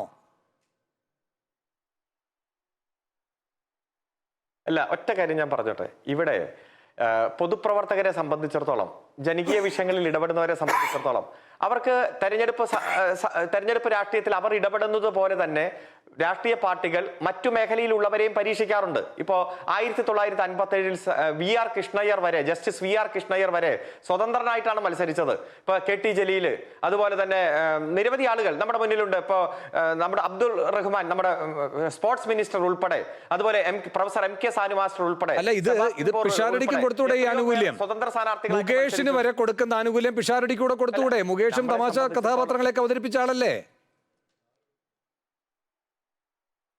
അല്ല, ഈ പിഷാരടിക്കും മത്സരിക്കാൻ അധികാരമുണ്ട്, ഏത് മണ്ഡലത്തിലും മത്സരിക്കാം. ഇവിടെ ഒറ്റ ചോദ്യം, യൂത്ത് കോൺഗ്രസിന്റെ സംസ്ഥാന പ്രസിഡന്റായി, അതുപോലെ തന്നെ കോൺഗ്രസ് വക്താവായി, യൂത്ത് കോൺഗ്രസിന്റെ ഭാവിയിലേക്കുള്ള സംഭാവന, ഷാഫി പറമ്പിൽ പറഞ്ഞ വാചകങ്ങളുണ്ടല്ലോ, ഒരു ഇൻവെസ്റ്റ്മെന്റ്, ആ ഭാവിയിലേക്കുള്ള ഇൻവെസ്റ്റ്മെന്റിനെ കൊണ്ടുവന്ന് പാലക്കാട് നിർത്തി വിജയിപ്പിച്ച കോൺഗ്രസ്, അത്തരത്തിൽ കോൺഗ്രസിന്റേതായിട്ടുള്ള ഒരു പാരമ്പര്യമോ അല്ലെങ്കിൽ ഇത്തരത്തിൽ യൂത്ത് കോൺഗ്രസിന്റേതായ ഒരു പാരമ്പര്യമോ പൊതുമണ്ഡലത്തിൽ ഈ ഒരു ലൈവായി നിൽക്കുന്ന ഒരാൾ പരീക്ഷിക്കാൻ പറ്റാത്ത തരത്തിലേക്ക് മാറിയ ഒരു അവസ്ഥയെ താരതമ്യപ്പെടുത്തി എന്നത് ആ രൂപത്തിൽ കണ്ടാൽ മതി. ശരി, അരുൺ, ഞാൻ വരാം. ശരി, സമയമുണ്ടെങ്കിൽ വീണ്ടും വരാം. ശ്രീ എൻ ശ്രീകുമാർ, അതാണ് ചോദ്യം. ശ്രീ എൻ ശ്രീകുമാർ, ഇപ്പോ പാലക്കാട് പാർട്ടി പറയുന്നുണ്ട്, CPM പറയുന്നുണ്ട്, അവർക്ക് ഒരേ ഒരു സ്ഥലമേ ഉള്ളൂ അവർക്ക് ഇങ്ങനെ നഷ്ടപ്പെടുന്നത്. നിങ്ങൾക്കും അറിയാമല്ലോ, നിങ്ങൾക്ക് ആകെയുള്ള സ്ഥലവും അത് തന്നെയാണ് എന്ന് കോൺഗ്രസിനുള്ളത്. ആലത്തൂര്, തൃത്താല, പട്ടാമ്പി, ഷൊർണൂർ, ഒറ്റപ്പാലം, കോങ്ങാട്, ചിറ്റൂർ, നെന്മാറ, തിരൂർ, ഇവിടെയൊക്കെ ആരാണ്? ഇപ്പോൾ N ഷംസുദ്ദീനും ഈ പറയുന്ന രാഹുൽ മാങ്കൂട്ടത്തിലും കഴിഞ്ഞാൽ നിങ്ങൾക്ക് അവിടെ എന്താണ് പ്രാതിനിധ്യം ഒരു മുന്നണി എന്ന നിലയിൽ? അപ്പോൾ അതിൽ അരുൺ ചൂണ്ടിക്കാട്ടിയതുപോലെ നിങ്ങൾക്ക് രാഷ്ട്രീയമായി ശക്തിയുള്ള മണ്ഡലം, അവിടെ ചിഹ്നത്തിലൊരാൾ ഇറങ്ങണ്ടേ? CPM-ന്റെ ചിഹ്നത്തെ അങ്ങ് തെരയുന്നുണ്ടായിരുന്നല്ലോ പാലക്കാട്. മറ്റെവിടെയെങ്കിലും ഈ ചിഹ്നമില്ലാത്ത അവസ്ഥയുണ്ടോ? കാരണം രാഷ്ട്രീയ വോട്ടുണ്ട്, പാലക്കാട് അതില്ല. ആ രാഷ്ട്രീയ വോട്ടിനപ്പുറത്തേക്ക് സ്വീകാരനായ ഒരു വ്യക്തി വന്ന് മറ്റ് ബഹുജനങ്ങളുടെ പിന്തുണയോടെ സ്വീകരിക്കേണ്ടതുണ്ട്. ഒരു ദൗർബല്യത്തെ ഒരു സാധ്യതയിലേക്ക് മാറ്റുക എന്നത് ഒരു പാർട്ടിയുടെ അതിജീവനത്തിന്റെ രീതിയാണ്. അവിടെ നിന്ന് താങ്കൾ ചിഹ്നം തിരയുമ്പോൾ രമേഷ് പിഷാരടിയുടെ ചിഹ്നം, രമേഷ് പിഷാരടിയുടെ രാഷ്ട്രീയ ബോധ്യം.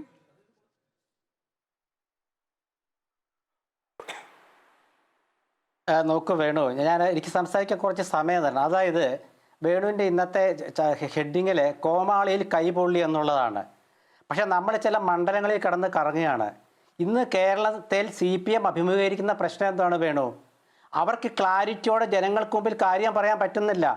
കോൺഗ്രസിൻ്റെ 5 നേതാക്കൾ ഒരുമിച്ച് അഭിപ്രായം പറയുന്നതാണ് പറയുന്നത്. ശരിയാ, പറയും. നിങ്ങൾക്ക് എന്താ അങ്ങനെ പറയാൻ പറ്റാത്തതെന്നാണ് മറ്റുള്ള ജനം ചോദിക്കുന്നത്. അതുകൊണ്ടാണ് ഒരു മുഖ്യമന്ത്രി പിണറായി വിജയൻ മാത്രം അഭിപ്രായം പറഞ്ഞാൽ മതിയോ? മറ്റുള്ളവർ പറയേണ്ട എന്തൊരു ചോദ്യമുണ്ട്. LDF-ൽ എവിടെയാണ് ഐക്യം? അല്ല, ഞാൻ പറയട്ടെ, നിങ്ങൾ ഇടപെടാതിരിക്കേ, നിങ്ങൾ പൊള്ളുമ്പോൾ ഇടപെടാതിരിക്കേ. ഇവർ കോമാളി എന്ന് വിളിച്ചിട്ട് മാപ്പ് പറയുന്നതിലും ഭേദം ഇതിലും വലിയ ഗതികേട് എന്താ വേണു? കോമാളി എന്ന് വിളിക്കുക, എന്നിട്ട് കേന്ദ്ര കമ്മിറ്റി അംഗം, എന്നിട്ട് പിറ്റേന്ന് മാപ്പ് പറയാം. ഇവർ ഇന്നസെന്റിനെ ആലോചിച്ചിട്ടുണ്ടോ? നിങ്ങളുടെ ഇന്നസെന്റ്, നിങ്ങൾ ജയിപ്പിച്ച് ഇന്നസെന്റ് നിങ്ങൾ ആലോചിച്ചിട്ടുണ്ടോ? അദ്ദേഹം കേരളം കണ്ട ഒറ്റ സെക്കൻഡ് ശ്രീകുമാർ സാർ, ഞാൻ അങ്ങേ തടസ്സപ്പെടുത്തുകയല്ല. വേഗം ഞാൻ നിർത്താം. അരാഷ്ട്രീയമായ പ്രതികരണം നടത്തുന്ന ഒരാളെ നിങ്ങൾ പേറേണ്ടി വരുമ്പോൾ ഉണ്ടാകുന്ന ഒരു പരാധീനത ഞാൻ പറയാം. ഇവിടെ ഐസക് ഖേദപ്രകടനം നടത്തിയെന്ന് അദ്ദേഹം പറഞ്ഞു, ശരിയാണ്. അതിനുശേഷം പലസ്തീൻ വിഷയത്തിലുള്ള പിഷാരടിയുടെ പ്രതികരണത്തിലെ അരാഷ്ട്രീയം, ആ നിലപാടിൽ അദ്ദേഹം ഉറച്ചു നിൽക്കുന്നു എന്നും പറഞ്ഞു. പിഷാരടിയുടെ മറുപടി അങ്ങ് ശ്രദ്ധിച്ചോ? ഇതിൽ അദ്ദേഹത്തിന് സ്വാതന്ത്ര്യമുണ്ട് എന്തും പറയാനെന്ന് പിഷാരടി പറഞ്ഞു. അപ്പോൾ ഒരു മാധ്യമപ്രവർത്തകൻ ചോദിക്കുന്നു, നിങ്ങൾക്കും പറയാനുള്ള സ്വാതന്ത്ര്യമുണ്ടല്ലോ എന്ന്. അപ്പോൾ എന്താണ് പിഷാരടിയുടെ മറുപടി എന്നറിയാമോ? എനിക്ക് സംസ്കാരം കൂടിയുണ്ട്, സ്വാതന്ത്ര്യം മാത്രമല്ല ഉള്ളത്. സംസ്കാരം സമരം ചെയ്താൽ കിട്ടുന്നൊരു കാര്യമല്ല. N ശ്രീകുമാർ, നമുക്ക് കിട്ടിയിട്ടുള്ള എല്ലാ സംസ്കാരവും സമരം ചെയ്ത് കിട്ടിയിട്ടുള്ളതാണ്. അത് പിഷാരടിക്ക് മനസ്സിലാകില്ല എന്നത് കോൺഗ്രസ് മാത്രം പേറേണ്ട ബാധ്യതയാണ് കേട്ടോ. ഇതാണ് പ്രശ്നം, ഇതാണ് നിങ്ങളുടെ സ്ഥാനാർത്ഥിയുടെ പ്രശ്നം. ഒന്നും മിണ്ടാതിരിക്കുക വേണു. രമേഷ് പിഷാരടി ഇതാണ് ശ്രീ N ശ്രീകുമാർ. ഇപ്പോ N ശ്രീകുമാർ മറുപടി പറഞ്ഞില്ലേ ഇങ്ങനെ? അതാണ് താങ്കളുടെ സംസ്കാരം. ഒന്ന് മിണ്ടാതിരിക്കൂ എന്ന് പറയുന്നത് താങ്കളുടെ സംസ്കാരം അല്ല. ഞാൻ പറയട്ടെ, അല്ല, എന്റെ സംസ്കാരമാണ്. മിണ്ടാതിരിക്കാൻ പറഞ്ഞതിന്റെ അർത്ഥം ഈ വിഷയത്തിൽ മിണ്ടാതിരിക്കാനാ പറഞ്ഞത്, അല്ലാണ്ട് വേണുവിനോട് മിണ്ടാതിരിക്കാനല്ല പറഞ്ഞത്. ഒന്നും മിണ്ടാതിരിക്കൂ വേണു എന്ന് പറഞ്ഞതിന്റെ അർത്ഥം വേണു പറയുന്നത് ശരിയല്ലെന്നാണ്. അല്ലാണ്ട് ഒന്നും മിണ്ടാതിരിക്കൂ എന്നായിരുന്നു അങ്ങയുടെ വാക്കുകളെങ്കിൽ എനിക്കൊരു വിയോജിപ്പ് ഉണ്ടായിരുന്നില്ല. അല്ലാത്ത രൂപത്തിൽ പറയുന്നത് അങ്ങയുടെ സംസ്കാരം, അങ്ങേക്ക് തുടരാം. വേണു സമയങ്ങളല്ലേ ഒന്നും മിണ്ടാതിരിക്കൂ എന്ന് പറഞ്ഞതിന്റെ അർത്ഥം വേണു നിങ്ങളുടെ വായടയ്ക്കൂ എന്നല്ല. ആ വിഷയത്തിൽ നിങ്ങൾ പറഞ്ഞ കാര്യം എന്താ വെച്ചാൽ നിങ്ങൾ പറയുന്നത് തെറ്റാണെന്ന് സൂചിപ്പിക്കാനുള്ളൊരു വാക്കാണത്. അല്ലാണ്ട് ചെറ്റ എന്ന പദപ്രയോഗമോ കോമാളി എന്ന പദപ്രയോഗമോ നുണേശൻ എന്ന പദപ്രയോഗമോ അല്ല ഞാൻ ഉപയോഗിക്കുന്നത്. ഞാൻ പറയുന്നത് എന്താണെന്ന് വെച്ചാൽ കേരളത്തിലെ ജനങ്ങൾക്ക് മനസ്സിലാവും, ഒന്നും മിണ്ടാതിരിക്കൂ വേണു എന്ന് പറഞ്ഞതിന്റെ അർത്ഥം വേണു മിണ്ടിപ്പോരുതെന്നല്ല. ഈ വിഷയത്തിൽ വേണു പറയുന്നത് തെറ്റാണെന്നാണ്. അത് വേണുവിന് മനസ്സിലായി കാണും. ഇനി വേണു തെറ്റിദ്ധരിച്ചെങ്കിൽ എന്നോട് ക്ഷമിക്കുക, കാരണം ഞാൻ അങ്ങനത്തെ വാക്കുകൾ ഉപയോഗിക്കാം. ഇതിന് മറുപടി സംസ്കാരം സമരം ചെയ്താൽ കിട്ടുന്ന ഒരു കാര്യമല്ല. അതിലേക്കല്ലേ അല്ല അതെ അതിന് മറുപടി അല്ല പറയട്ടെ. സമരം ചെയ്താൽ കിട്ടുന്ന കാര്യങ്ങളും സമരം ചെയ്താൽ കിട്ടാത്ത കാര്യങ്ങളുമുണ്ട്. സമരം ചെയ്ത് കിട്ടിയ കാര്യങ്ങളെ കുറിച്ചാണ് ജി സുധാകരൻ പറഞ്ഞത്. അതിനാണ് ഉത്തരമില്ലാത്ത ഇവർക്ക്. അതാണ് KT ഗോവിന്ദമാഷ് പറഞ്ഞത്. അത് തന്നെ BSന്റെ സുരേഷും പറഞ്ഞത്. അത് തന്നെ ഐഷ പോറ്റിയും പറഞ്ഞത്. ഇവരിതൊന്നും കാണുന്നില്ല. അല്ല ഒരു മിനിറ്റ് ഞാൻ പറഞ്ഞോട്ടെ. ഇവരിതൊന്നും കാണുന്നില്ല. ഇവിടെ നോക്കി ഇന്ന് മാർക്ക് കൂർലോസ് എന്താ പറഞ്ഞേ? 10 വർഷമായില്ലേ, ഒന്ന് മാറട്ടെ എന്ന് പറഞ്ഞു. അപ്പോൾ മുഖ്യമന്ത്രി എന്താ ചോദിച്ചത്? മുഖ്യമന്ത്രി ചോദിച്ചത് അദ്ദേഹം അത്രത്തോളം പറഞ്ഞോ എന്ന് വെച്ചാൽ ഞാൻ മാറണോ എന്നല്ല എൻ്റെ അർത്ഥം. കൂർലോസ് തിരുമേനിയാ പറഞ്ഞ 10 വർഷം ഒന്ന് മാറട്ടെ. ഇവിടെ നിന്നൊരു ചാനൽ കുറേ കോളേജ് വിദ്യാർത്ഥികളോട് ചോദിച്ചു, നിങ്ങൾക്ക് ഈ ഭരണമാറ്റം വേണം, ഞങ്ങൾക്ക് തൊഴിലില്ല. ഒരു ചാനലിൽ പറഞ്ഞാൽ ഞാൻ ചാനലിൻ്റെ പേര് ഈ ചാനലിൽ പറയുന്നത് ശരിയല്ലല്ലോ. അപ്പോൾ ഞാൻ പറയുന്നത് ഇവർക്കിപ്പം ഈ ഒരു ഘട്ടത്തിൽ ഇവർക്ക് ആത്മവിശ്വാസം നഷ്ടപ്പെടുകയും VD സതീശൻ്റെ വാക്കുകൾക്ക് ജനം കാതോർക്കുകയും ചെയ്യുന്നു. അതാ ഞാൻ പറഞ്ഞതിൻ്റെ മൊത്തം കാര്യത നേട്ടം വിവരിച്ചില്ല എന്ന ഒരു പത്രസമ്മേളനത്തിൽ മുഖ്യമന്ത്രി 10 കാര്യം പറഞ്ഞു എന്നുള്ളതല്ല. VD സതീശൻ പറയുന്ന ഓരോന്നിനും കൃത്യമായിട്ട് ഉത്തരം പറയാൻ ഇവർക്കില്ല. അവസാനം എന്താ പറയുന്നത്? ഉത്തരം പറയാനില്ലാത്തപ്പോൾ എന്താ പറഞ്ഞ സതീശനെ? നുണേശൻ. ഈ നുണേശൻ എന്ന് സതീശനെ വിളിച്ചപ്പോൾ ജനത്തിന് കാര്യം മനസ്സിലായി, അവർക്ക് ഉത്തരമില്ല. അതുകൊണ്ട് സതീശന്റെ ക്രെഡിബിലിറ്റി കൂടിയെന്ന് മാത്രമല്ല, അദ്ദേഹം പഠിച്ച് കാര്യങ്ങൾ അവതരിപ്പിക്കുന്ന ആളാണെന്ന് ജനത്തിന് ബോധ്യം വന്നു. കോൺഗ്രസിലെ രമേശും വേണുഗോപാലും അതുപോലെ VD സതീശനും അടൂർ പ്രകാശ് അഭിപ്രായം പറയും. എന്തുകൊണ്ടാണ് LDFിൽ അങ്ങനെ അഭിപ്രായം ഇല്ലാത്തതെന്ന് ചോദിച്ചാൽ എന്റെ സമയം എനിക്കൊരു ഇടവേളയിലേക്ക് പോകേണ്ടതാണ്, അല്ലാതെ അങ്ങേ തടസ്സപ്പെടുത്തുകയല്ല. പിന്നെ ഒറ്റ കാര്യം, എല്ലാം പഠിച്ചു പറയുന്നു എന്ന് അങ്ങ് സതീശനെ പറ്റി പറയുമ്പോൾ ഈ കടകംപള്ളി സുരേന്ദ്രനെ പറ്റി എന്താണ് അദ്ദേഹം പൊതുസമൂഹത്തിന് മുന്നിൽ പറഞ്ഞത്? അതിനുശേഷം കടകംപള്ളി വക്കീൽ നോട്ടീസ് അയച്ചു. അതിന് വക്കീലിനെ കൊണ്ട് എന്താണ് കോടതിയിൽ പറയിച്ചത്? അത് വക്കീൽ പഠിച്ചു പറഞ്ഞ് ഒരു തരത്തിൽ സതീശനെ തടിയൂരി രക്ഷപ്പെടുത്താൻ ശ്രമിക്കുന്നുണ്ട്. ആ പഠനമാണ് നടക്കുന്നത് എന്നത് ഇപ്പോൾ പൊതുസമൂഹത്തിന്റെ മുന്നിലുണ്ട്.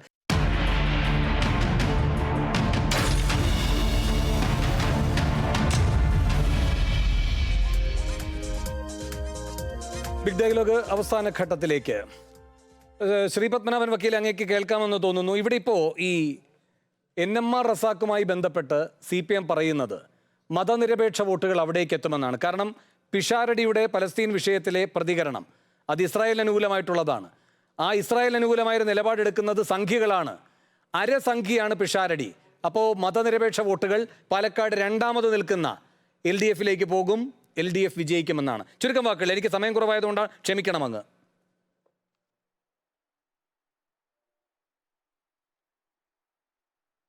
UDF മോഹൻലാൽ പറഞ്ഞ പോലെ പിക്കപ്പ് കുറഞ്ഞ വണ്ടിയാണ്. ഈ തെരഞ്ഞെടുപ്പിൽ പാലക്കാട് ശോഭാ സുരേന്ദ്രൻ ജയിക്കും. അതിന് കാരണം റസാഖൊന്നല്ല, രാഹുൽ മാങ്കൂട്ടത്തിലാണ്. രാഹുൽ മാങ്കൂട്ടത്തിനെ പോലൊരുത്തനെ പാലക്കാട്ടുകാരുടെ തലയിൽ കെട്ടിവെച്ചതിന് നല്ല പെടയ്ക്കും പാലക്കാട്ടുകാർ. 9-ാം തീയതി UDF തോൽക്കും. ഇനി മേലാൽ ഇതുപോലത്തെ സാധനങ്ങളെ തെരഞ്ഞെടുപ്പിൽ മത്സരിപ്പിക്കരുത് എന്ന് ജനങ്ങൾ UDFന് കൊടുക്കുന്ന സന്ദേശമായിരിക്കും. UDF കേരളത്തിൽ തകർന്നു പോവും. അവരെ കൊണ്ടാവില്ല. ത്രിപുരയിൽ സംഭവിച്ചത് സംഭവിക്കും. ഇടതുപക്ഷത്തിന്റെ തുടർച്ചയായ ഭരണത്തിന് പരിഹാരം കോൺഗ്രസ് അല്ല എന്ന് ത്രിപുരയിലെ ജനങ്ങൾക്ക് മനസ്സിലായി. BJP ആണെന്ന് മനസ്സിലായി. അത് തിരുവനന്തപുരത്ത് കണ്ടു, അത് പാലക്കാട് മുനിസിപ്പാലിറ്റിയിൽ കാണുന്നു. 3 പ്രാവശ്യമായി ഇക്കുറി നിയമസഭയിലും കാണും. ശരി, ഡോക്ടർ മോഹൻ വർഗീസ്, ഇവിടെ NMR റസാഖ് പൊതുവിൽ സ്വീകാര്യനാണ്. കഴിഞ്ഞ തദ്ദേശ തെരഞ്ഞെടുപ്പിൽ CPMന് നല്ല രൂപത്തിൽ ന്യൂനപക്ഷ വോട്ടുകൾ കിട്ടിയ ഒരു മണ്ഡലം എന്ന പ്രത്യേകത പാലക്കാടിനുണ്ട്, ജില്ല എന്ന പ്രത്യേകത പാലക്കാടിനുണ്ട്. ആ രാഷ്ട്രീയ സൂചന അവർ വായിക്കുന്നു. അതിൻ്റെ അടിസ്ഥാനത്തിൽ പൊതു സ്വീകാര്യതയുള്ള NMR റസാഖിനെ നിർത്തുന്നു. ഇപ്പോൾ ശ്രീപത്മനാഭൻ വക്കീൽ ആത്മവിശ്വാസം പ്രകടിപ്പിച്ചുവെങ്കിലും ഈ ഡീൽ വിവാദം അവർക്ക് ഗുണകരമാകുമോ എന്ന സംശയം ഉയരുന്നുണ്ട്. കാരണം ഈ നഗരസഭയിൽ അവർക്കൊരു മേൽക്കൈയുണ്ട്, പക്ഷേ അതിനപ്പുറത്തേക്ക് BJPക്ക് വിജയിക്കാൻ കഴിയുന്ന തരത്തിലുള്ള സാമൂഹ്യമായ ഘടകങ്ങളെല്ലാം ഒത്തിണങ്ങി വരുന്നില്ല. അപ്പോൾ ഒരു സാധ്യത NMR തന്നെയാണ് എന്ന രൂപത്തിലേക്ക് കളം മാറുമോ?